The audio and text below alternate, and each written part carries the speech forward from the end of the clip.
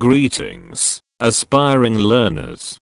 Welcome to another wonderful opportunity for learning and self-discovery. Today, we embark on an enlightening journey into the captivating topic, exploring Piaget's pre-operational stage, characteristics, processes, and examples. May you be continuously enriched with wisdom and understanding as we navigate this fascinating subject. Thank you for joining us on the Teacher Lumabon YouTube channel, where growth and knowledge know no bounds.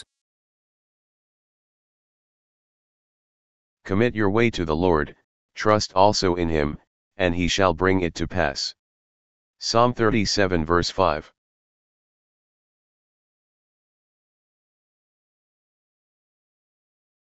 Pre-operational stage, ages 2 hanggang 7. The pre-operational stage is the second of 4 stages in Piaget's theory of cognitive development.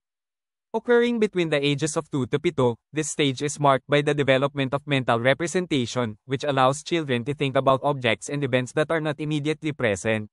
Piaget observed that during this stage, a qualitatively new kind of psychological functioning begins to emerge, which he termed preoperatory thought, a process of mentally acting on objects but with limited logical coherence. Ang yugto ng pre-operational ay ang pangalawa sa 4 na yugto sa teorya ng pag-unlad ng cognitive ni Piaget. Nangyayari sa pagitan ng edad na 2 hanggang 7, ang yugtong ito ay minarkahan ng pagbuo ng representasyon ng kaisipan na nagpapahintulot sa mga bata na mag-isip tungkol sa mga bagay at kaganapan na hindi kaagad naruroon. Napagmasdan ni Piaget na sa yugtong ito, nagsisimulang lumitaw ang isang qualitatively bagong uri ng psikolohikal na paggana, na tinawag niyang pre-operatory thought, isang proseso ng mental na pagkilos sa mga bagay ngunit may limitadong lohikal na pagkakaugnay-ugnay. The hallmark of this stage is the emergence of symbolic thought, accompanied by spare and often logically inadequate mental operations. Children begin to engage in symbolic play and use words, images, and objects to represent ideas, though their reasoning is not yet grounded in logical operations. Ang tanda ng yugtong ito ay ang paglitaw ng simbolikong pag-iisip na sinamahan ng extra at madalas na lohikal na hindi sapat na mga operasyon sa pag-iisip. Ang mga bata ay nagsisimulang makilahok sa simbolikong paglalaro at gumamit ng mga salita, larawan, at bagay upang kumatawan sa mga ideya, kahit na ang kanilang pangangatwiran ay hindi pa nakabatay sa mga lohikal na operasyon. Key processes and characteristics of the pre-operational stage include: First, symbolic functioning. Definition: the ability to use symbols, mental representations such as words, images, or objects, to represent something not physically present. Example, a child uses a stick as a sword or pretends a box is a car. This symbolic play reflects their growing capacity for abstract thought and imagination. Ang mga pangunahing proseso at katangian ng yugto ng pre-operational ay kinabibilangan ng: Una, simbolikong paggana. Kahulugan, ang kakayahang gumamit ng mga simbolo, mga representasyong pangkaisipan tulad ng mga salita, larawan, o bagay, upang kumatawan sa isang bagay na hindi pisikal na naroroon. Halimbawa, gumagamit ang isang bata ng patpat bilang isang espada o nagpapanggap na ang isang kahon ay isang kotse.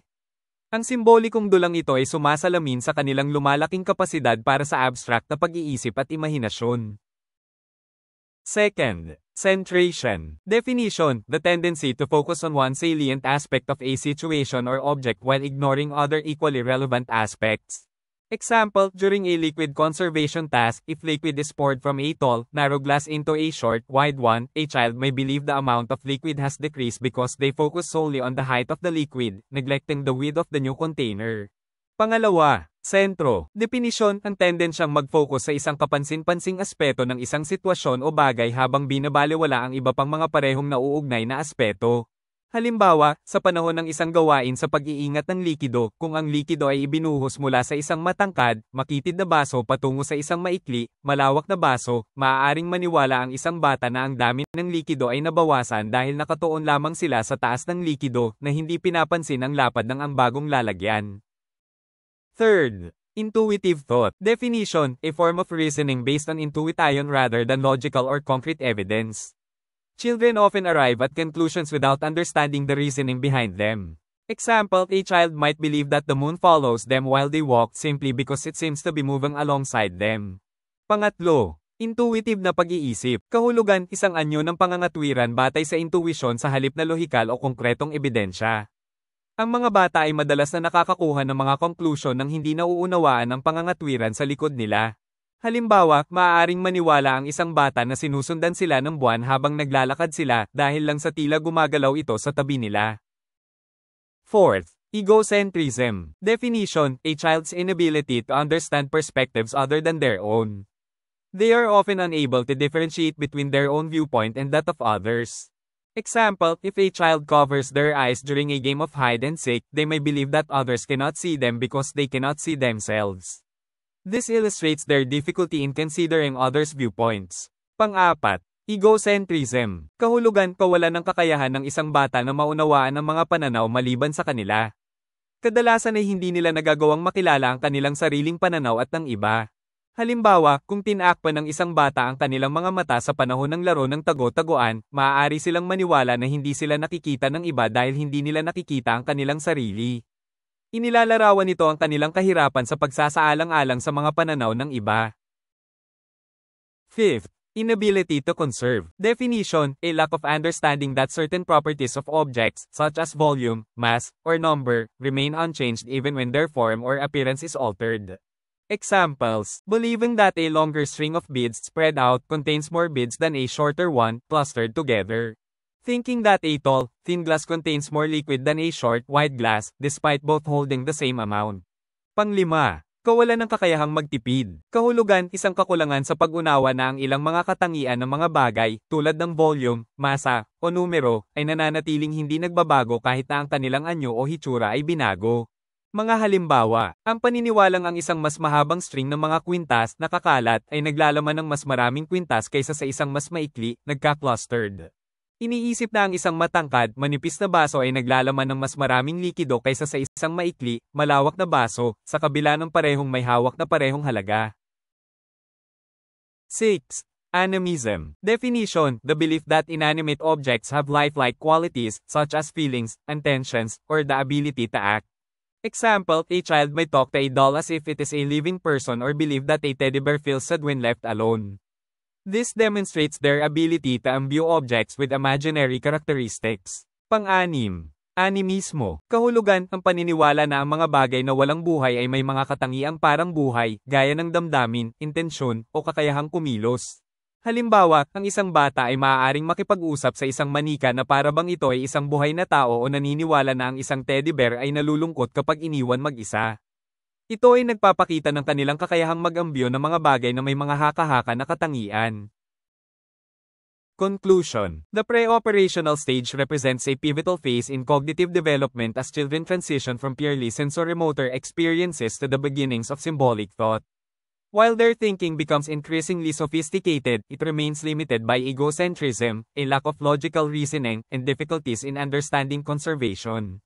These features gradually diminish as children approach the next stage, known as the concrete operational stage.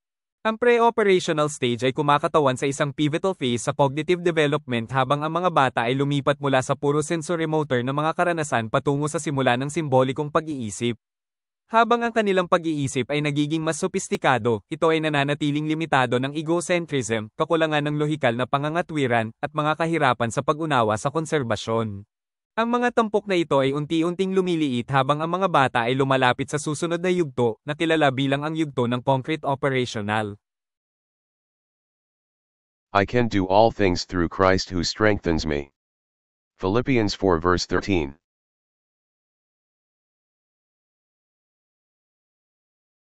I hope you enjoyed and learned something new from our topic on professional education. Lecture note: if you learned something from this video, please give this video a thumbs up. Don't forget to share this video with your friends. If you have comments, questions, or suggestions, you can leave a message in the comment section below. Thank you very much for watching my videos. Hoping that we meet again in my next video, and God bless you always. It is the Teacher Lumaban YouTube channel.